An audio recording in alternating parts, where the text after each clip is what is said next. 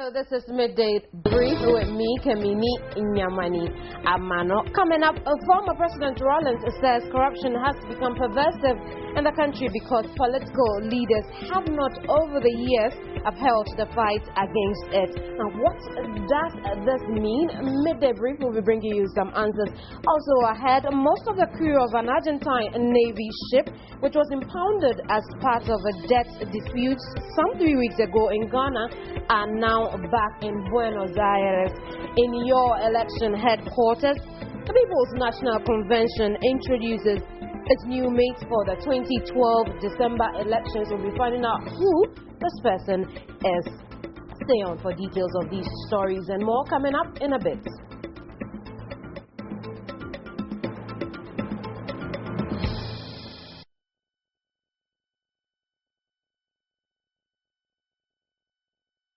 Jerry John Rollins says corruption has become pervasive in the country because political leaders over the years have not upheld the fight to fight corruption. Speaking at the 5th Freedom Power Lecture on the theme Corruption, a Threat to Ghana's Democracy and Development, the ex-president revealed that he thinks politicians should feel insecure when they are not in power.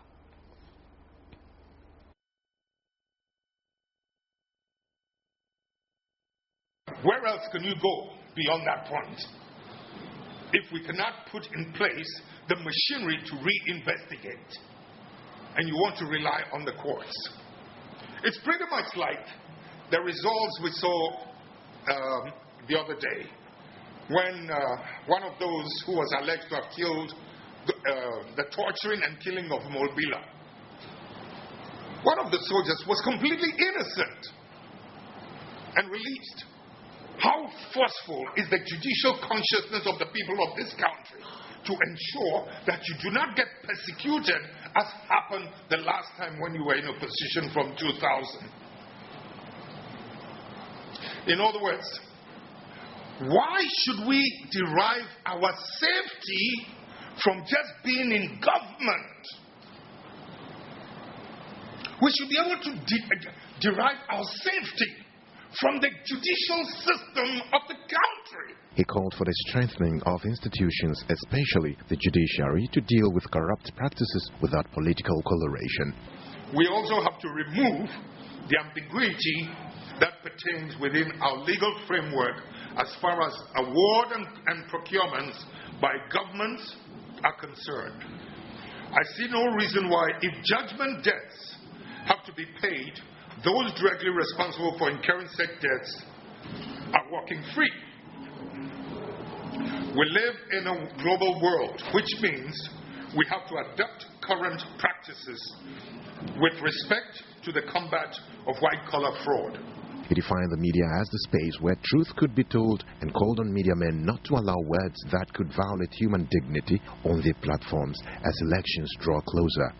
The media, nothing stunts the growth of a society or nation as seriously and sometimes as dangerously as the corrupting of the word. Not only do we corrupt human reasoning, but we violate our own dignity. We violate the spiritual rhythm of the nation. The power of reasoning suffers, and the culprits and the clever clowns responsible for these problems are simply too shallow to appreciate the damage they are doing to the national psyche. The media has to apply strict ethics in the distribution of news and should desist at all times from being under the influence of third parties as far as quality and balance of their reports are. He also bemoaned the growing phenomenon where politicians see elections as their cocoa season and a means to make gains, explaining that such phenomenon can hamper the growth of democracy in Ghana. Former President Rawlings also took time to explain what he meant when he said the NDC is afraid to go into opposition at the party's Congress. He stressed no party must feel unsafe to go to opposition when that party is in good standing with the judiciary system and the laws of the country. We all spend too much time discussing the faults, crimes, commissions, and omissions of opponents and supposed enemies, and not enough time to correct the seeds of corruption within our own communities. Our democracy and national development cannot progress if we do not counter this cancerous growth.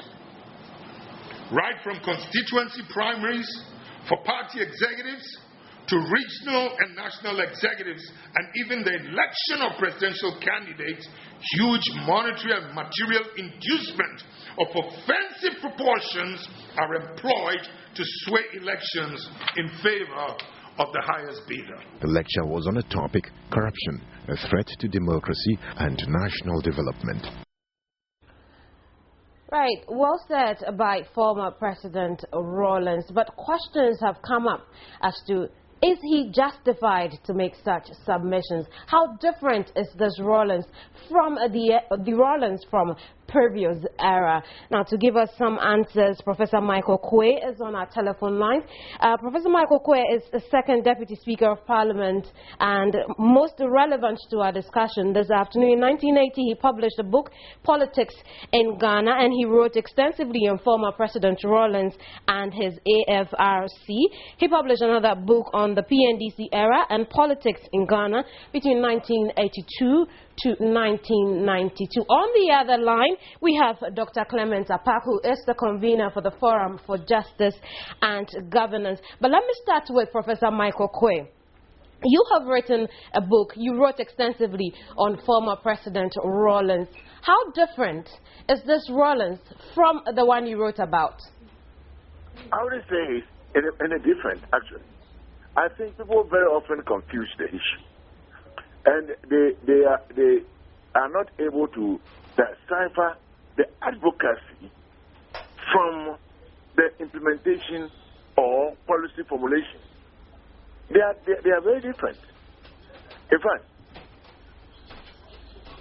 President Rawlings is very strong on the advocacy. He's very strong on the rhetoric.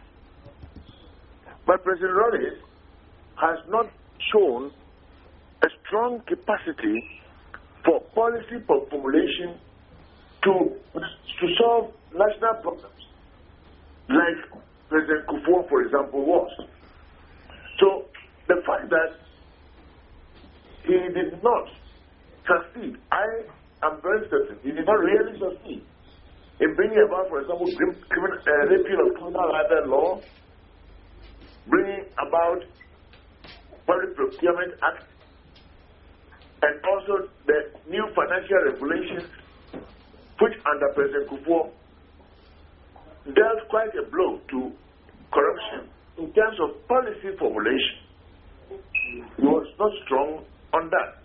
Nevertheless, you cannot take away from him that he is very capable of advocacy and analyzing certain problems that he feels very strongly about.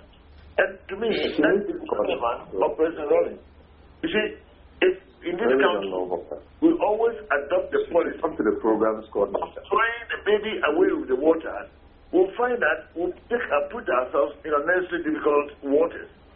The most important thing is, while he's agreeing with President Rawlings on a number of issues, nevertheless, take notice of the things that he talks about.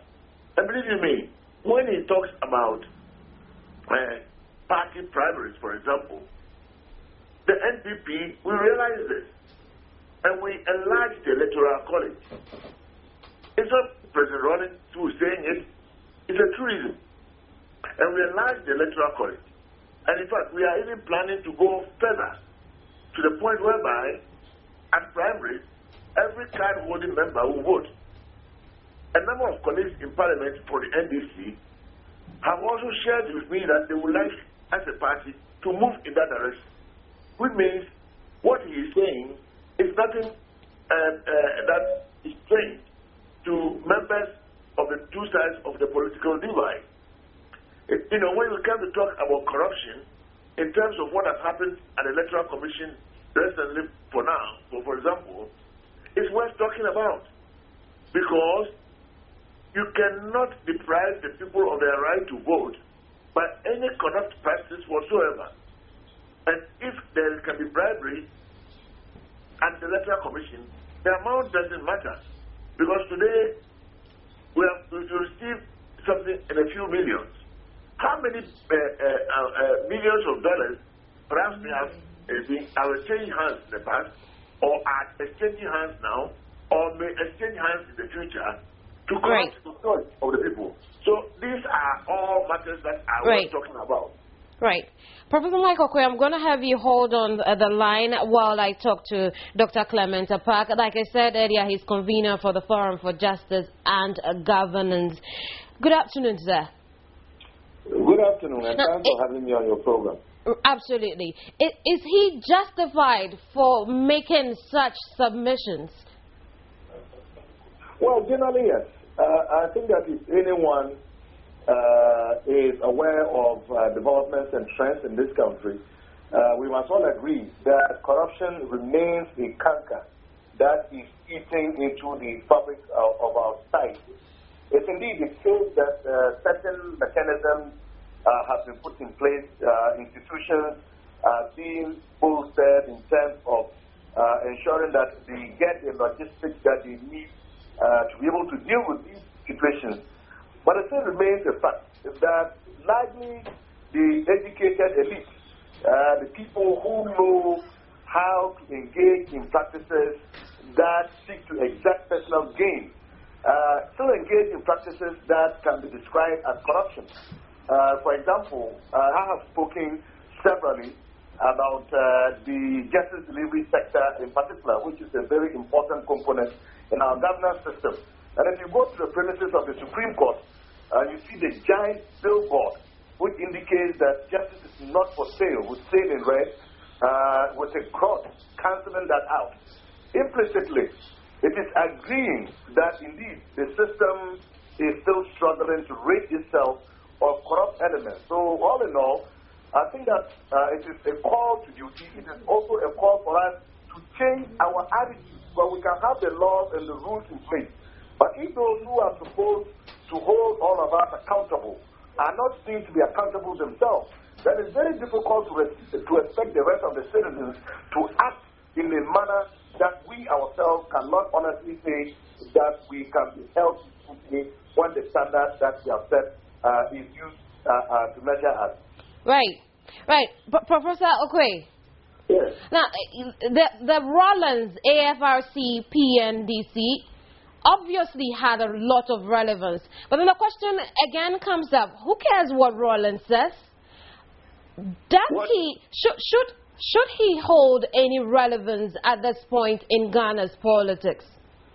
Oh, definitely. You cannot rule out the relevance of a man who has been president or head of state of this country for almost 2 decades. You can't. And the fact still remains that as much as I am not a follower of it, and as much as I took the trouble, even at the peril of my life, to document and research and follow up a number of things for posterity, sure, which have been documented, which pathway we must never go again. No two ways about that. Nevertheless, the fact is, this is a gentleman who always had his own eyes on injustice and corruption. And he spoke vehemently about it. He may have done things that he thought perhaps was the way. I don't think that way was the way. But nevertheless, he stood, and his position is very clear on that. I am also anti-corruption. So at least we have a certain attitude towards the same thing. Only we have different approaches. Now, therefore, at any given time, this is when I talk about throwing the baby away with the water. As for advocacy, you can never take that away from former President Rawlings. And he should be able to speak and speak again. if there are others who are policy formulators, let them listen to him carefully. Let them come out with policies, regulations, laws, formulations, and so on, by which they will check corruption. Maybe he's not too strong on policy formulation. Fine, nobody is too strong on everything. But one thing is that the man is very strong on advocacy, and I will listen to his advocacy. This is what I'm talking about. Right, Dr. Park, what then should be former President Rawlings' role as far as politics is concerned? Well, I would have to agree with Prof. That indeed we can never ignore or pretend that the ex-president Jerry Rawlings would not be relevant in the politics of this country. As long as he continues to be, he would always be relevant. And it is good that we encourage all our former presidents and all our former statesmen and women to take up the role of being advocates. And I was particularly very excited when he did not narrow himself to just any one sector of society, but he established the case and made the case very forcefully about the ways and manners in which corruption has continued to exist, and the need for us to collectively engage in a serious exercise in reducing it to the barest minimum.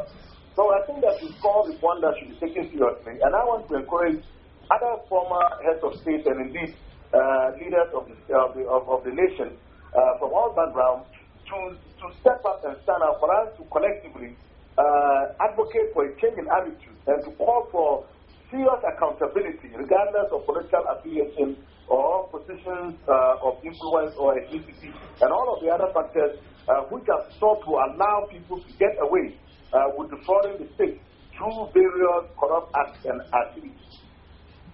Right. Dr. Park, would you say that former President Rawlings' submissions on how bad the media has performed were too harsh? Well, I think it is debatable. It's his opinion, and I'm sure he has his own reasons for making the statement that he made regarding the media.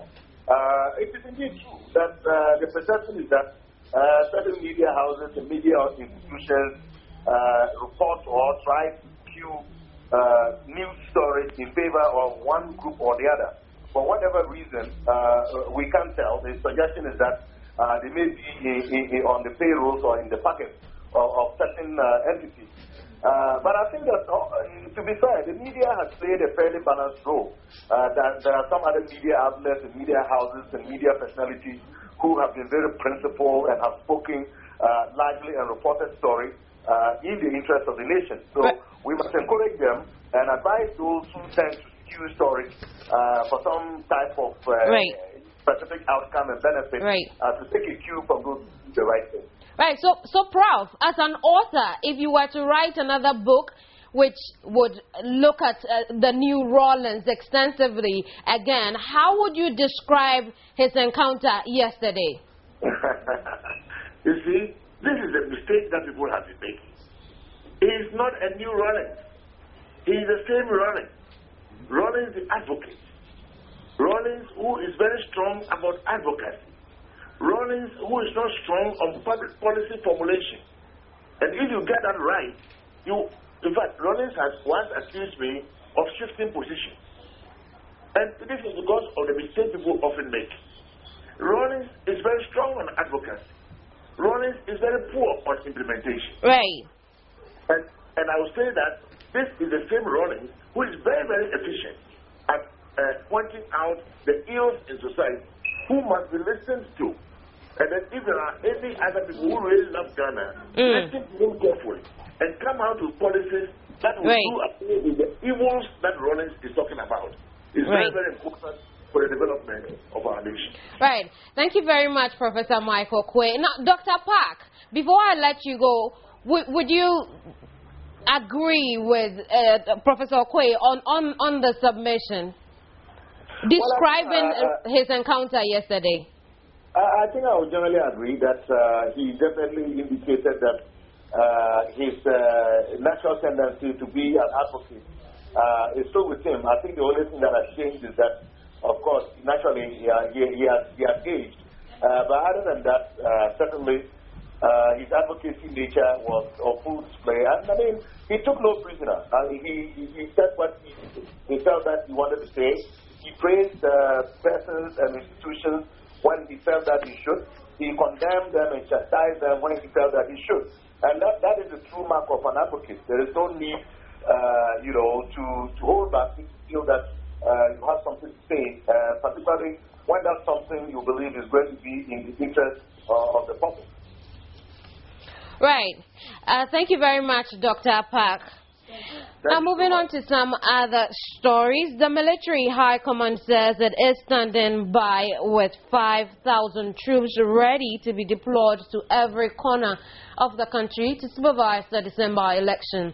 The Chief of Defense Staff, Lieutenant General Augustine Blaise, says Ghanaians should have not harbor fear regarding the upcoming elections since they are on the high alert to prevent any trouble. He was addressing President Mahama a while ago at the Bema camp on the president's maiden visit to the Ghana Armed Forces since assuming office. Lieutenant General Augustine Blaise says they have also been supplied with equipment to help them in this regard. Meanwhile, Defense Minister Lieutenant General Henry Smith promised the commitment of the Ghana Armed Forces to continue supporting the president. You're watching Midday Brief. I'll be right back.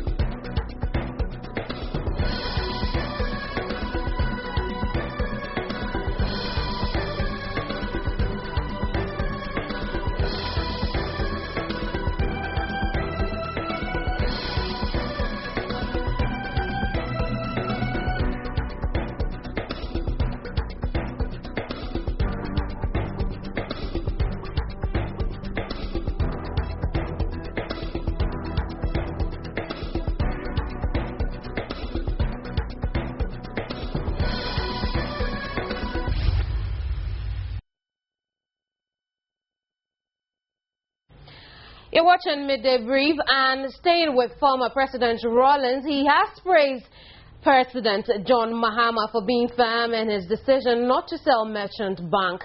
He said the single act of the president deserves commendation and showed some firmness on the part of his leadership style. He was speaking at the Center for Freedom and Accuracy, a lecture on Wednesday. I'm not here to praise President Mahama. But a few days ago, President Mahama blocked the attempt to sell away the Merchant Bank. Something in its advanced stage, and that's something that was in the hands of some of the characters, the leftovers from our former president.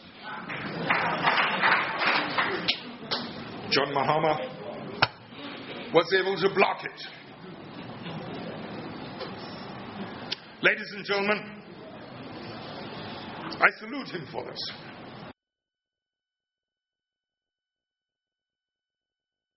News has been circulating in the media of the mentioned bank sale, and indeed in an August 22, 2012 article, Reuters reported that First Rand had already paid $91 million for majority stake in Merchant Bank.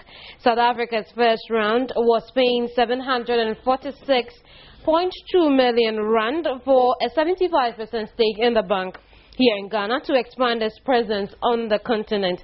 Now, the deal has the approval of Ghanaian shareholders, mainly the government of Ghana.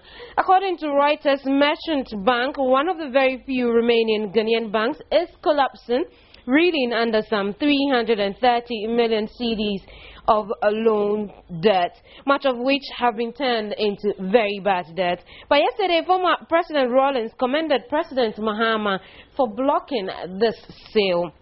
Now, joining us live from the Ghana House is financial analyst Sydney Casely-Hayford with some analysis on this matter. Good afternoon, sir. Hello? Good afternoon, sir. Good afternoon. How are you? I'm very well, thank you, and I Hello, trust I'm that here. you're Good fine afternoon. yourself. Right. Now, Good afternoon. Can you hear me? yes, I can. I can.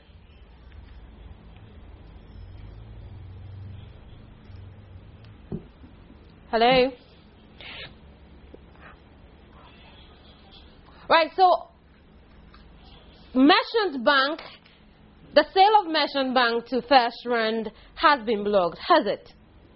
Yes, hello.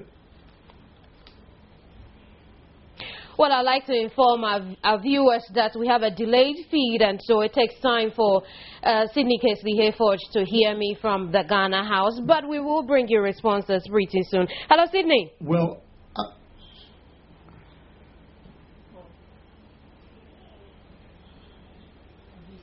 Please go on. yes. Right, go on. Right. But I'm not aware of the... Well,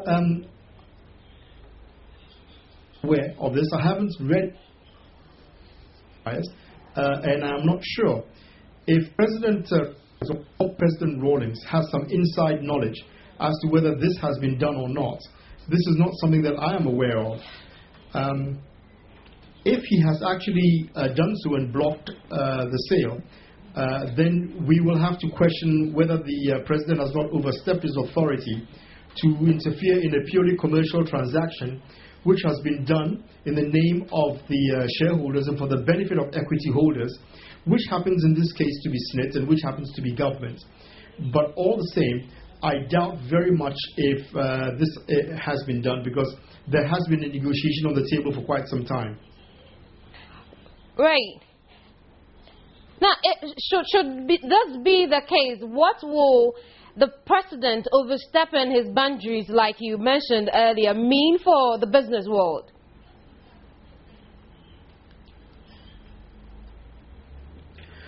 Well, first of all, let's be very clear that the constitutional arrangements of this country will allow the President to do something like this.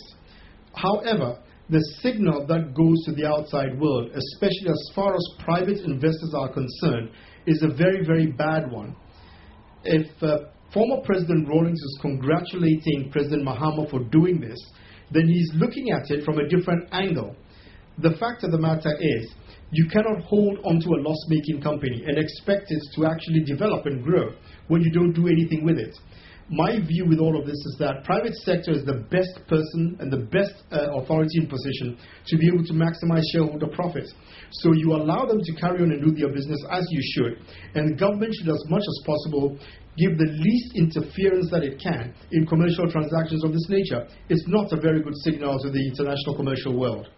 Right, financial analyst Sydney Casely-Hayford is live from Ghana House. We've been discussing matters which arose yesterday when former President Rawlings commended President Mahama for blocking the sale of Merchant Bank. But how far did negotiations go? And really, at that point, is it possible to call back or reverse everything?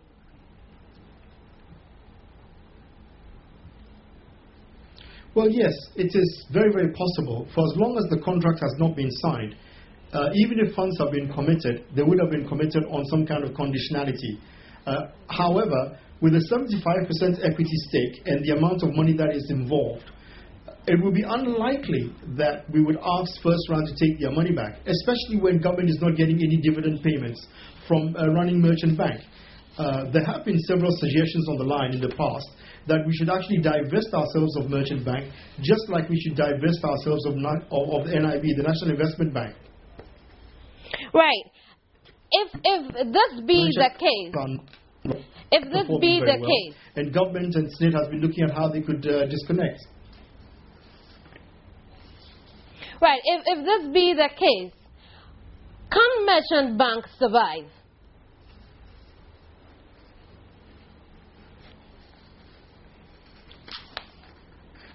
Well, the question to answer is, why has merchant bank not survived all this time? It's been there, it's been ticking, but it's been drowned in debt, and it has not been making a profit. So if it has not been making a profit all these years, why would it start making a profit now? There is no indication that it can, and it has had too many problems in the past, and it is best to get new management and some new blood and some new life into the bank. Right. Thanks for joining us live from the Ghana House. We've been speaking to financial analyst Sidney Kesley Hayford. He's been shedding light on the sale or not sale of the merchant bank to First Round South Africa. I'll move on to some other stories where we are told the crew aboard the Argentine ship have arrived in Buenos Aires.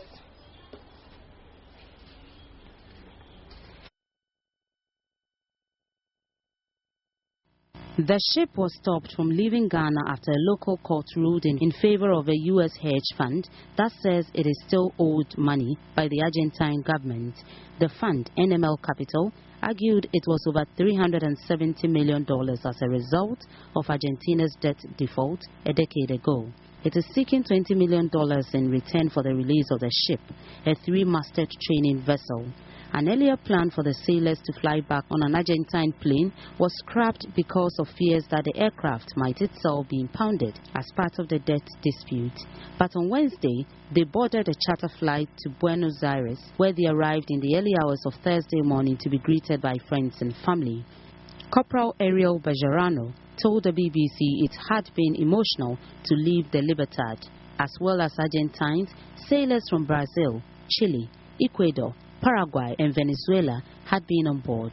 On Tuesday, Argentine President Cristina Fernández de Kirchner condemned the Libertad's seizure and made it clear there would be no negotiations with creditors. She said Argentina would not bow to blackmail by vulture funds. In 2001 and 2002, Argentina defaulted on more than $100 billion of debt. Most of these loans were subsequently restructured, giving creditors about 30% of their money back. However, some creditors, including Elliott, chose to hold out, pursuing the Argentine government through court.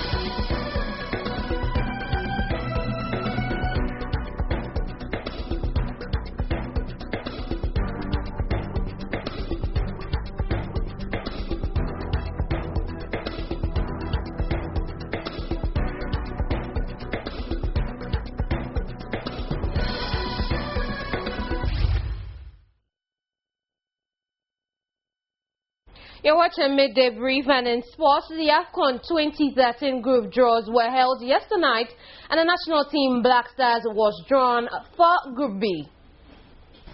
The Black Stars of Ghana have been drawn in Group B for the 2013 African Cup of Nations alongside Mali, Niger and DR Congo. Tournament host South Africa is in Group A with Cape Verde, Morocco and Angola. Meanwhile, fellow top seeds and pre-tournament favourites Ivory Coast head Group D, which also contains Togo, Algeria and Tunisia. Defending champion Zambia are in Group C, arguably the easiest of the draw, which will see Chipolopolo square off against Burkina Faso and Ethiopia, although the group also contains big hitters Nigeria. The coach of the national under-21 female hockey team, Ben Odamite, says the performance of both the male and female national teams in the just-ended hockey tourney in South Africa should spur government on to provide the necessary infrastructure to propel the sports forward. According to him, the performance of the female side, who are now ranked second on the continent, is ample evidence that given the right support and infrastructure, the team could compete with the very best on the continent. Borussia Dortmund top Champions League Group D after an impressive 2-1 victory over Spanish champions Real Madrid. Robert Lewandowski's opening goal for the German side was quickly cancelled out by Cristiano Ronaldo, but Marcel Schmelzer gave Dortmund the win. Porto and Malaga extended their 100% win record in this season's competition to top their respective groups. Tour de France winner Bradley Wiggins believes Lance Armstrong may never confess to doping because he is stubborn and has too much to lose. Wiggins said Armstrong should come clean to prevent further damage to cycling's tarnished image. Armstrong has been stripped of 7 Tour de France titles and banned for life for doping offences.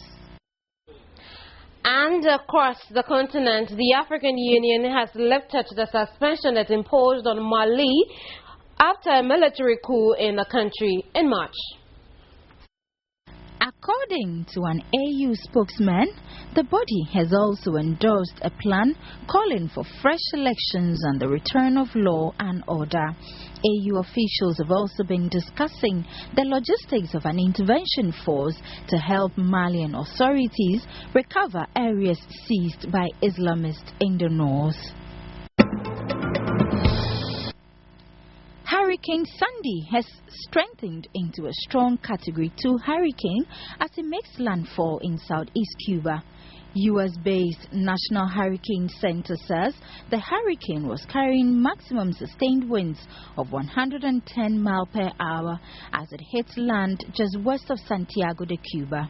1 man was killed as Sandy swept over Jamaica on Wednesday. A hurricane watch is in place in the Bahamas, and Florida has been placed on tropical storm watch. And Rajat Gupta, a former Goldman Sachs and Procter & Gamble board member, has been sentenced to 2 years in prison and ordered to pay a $5 million fine for insider trading. The 63-year-old from Westport, Connecticut, will not begin his sentence immediately. However, after the judge decided on Wednesday that he should be allowed to spend the Christmas period with his family. The Harvard-educated businessman will have to report to prison by January 8, 2013.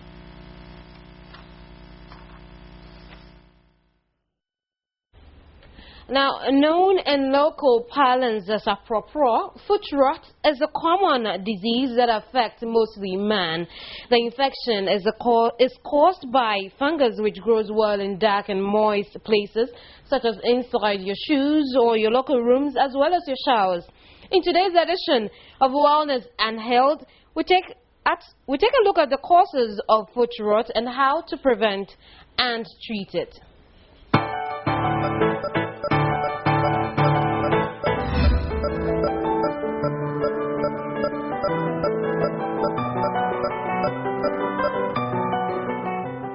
We walk, run, stand and exercise with the foot. It is such an active part of our bodies that if the necessary attention and care it deserves is not given to it, chances are some problems and infections such as athlete's foot, foot rot and others may occur to prevent the foot from performing its vital functions. Foot rot, popularly known as apropos in local parlance, is a common infection which may occur anywhere on the foot, the sole, toe webs and the back of the foot. It is often characterized by cracking. It's an infection caused by a funny organism, it's tinea, T-I-N-E-A. There are so many types of tinea species, but generally, that organism also can cause, sometimes between your groin, in between your legs, you have infection, and it's not too dissimilar from the sort of organism which will cause ringworm.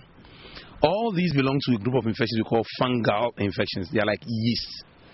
And if you know how yeast works, then you understand how this happens. The fungi responsible for athlete's foot thrive very well in dark and moist places, especially inside shoes, locker rooms and showers. Characteristic thing is that your feet is always in shoes or somewhere moist. So the organism gets some skin, and skin too is rich in small food. Then it starts growing, and then it smells.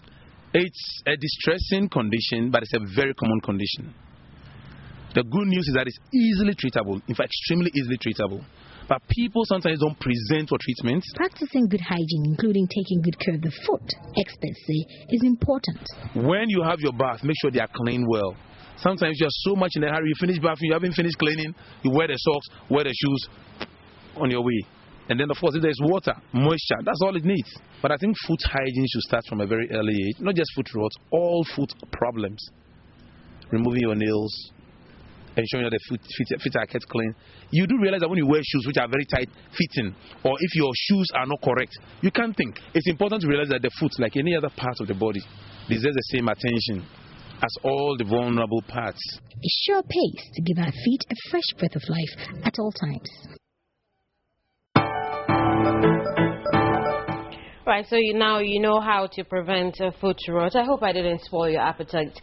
But then, Prophet Nkansa, founder and flag bearer of the New Vision Party, is alleged to have given 2 EC officials 1,600 Ghana cedis as a deposit for a 10,000 Ghana cedi bribery fee to secure his presidential candidature during the filing of nominations.